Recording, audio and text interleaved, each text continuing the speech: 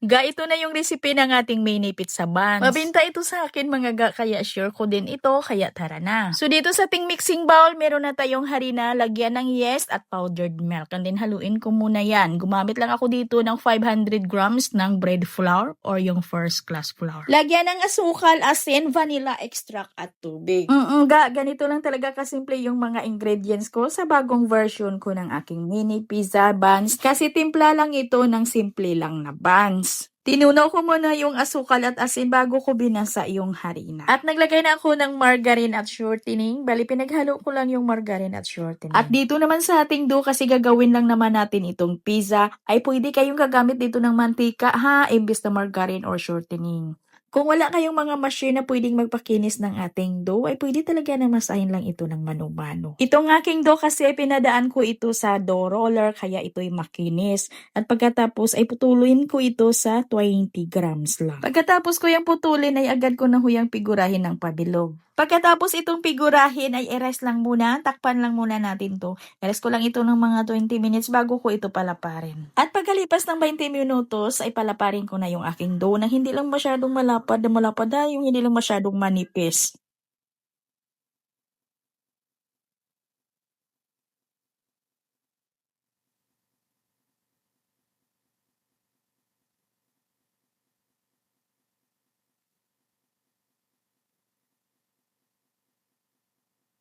At isalansan lang natin dito sa ating plancha ng maayos at pagkatapos ay i-rest ko muna ito ng mga 1 oras ga bago ko lagyan ng toppings. So gawa muna tayo ng ating sauce. So dito meron akong 1 cup ng tomato sauce at lagyan ng 3/4 cup na banana ketchup at 1/4 cup na tomato paste. Maglagay muna ako dito ng 1 tablespoon ng asukal at mga 1 teaspoon ng black pepper at 1 teaspoon ng magic sarap. At haluin lang natin ito ng mabuti. At dito nga parang nakulangan pa ako sa ating asukal kaya nagdagdag ako dito ng 1 tablespoon. At haluin lang talaga natin itong mabuti ga para mahalo talaga dito yung ating tomato paste.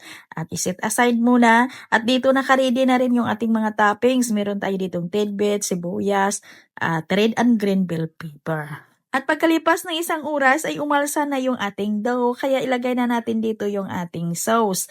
At dandahanin lang talaga natin yan sa pagpantay or sa pagkalat yung ating sauce para hindi naman siya kumalat. At ito naman yung ating topping, so dito gumamit lang ako ng pepperoni.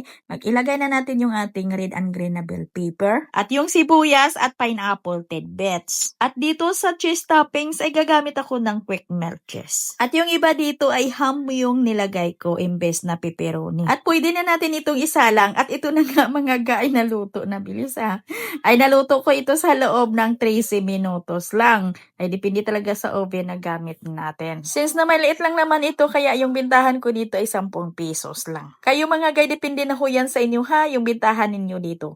Kayo'y mag-costing lang. At hanggang dito lang yung ating video mga palangga. Maraming salamat at bye-bye!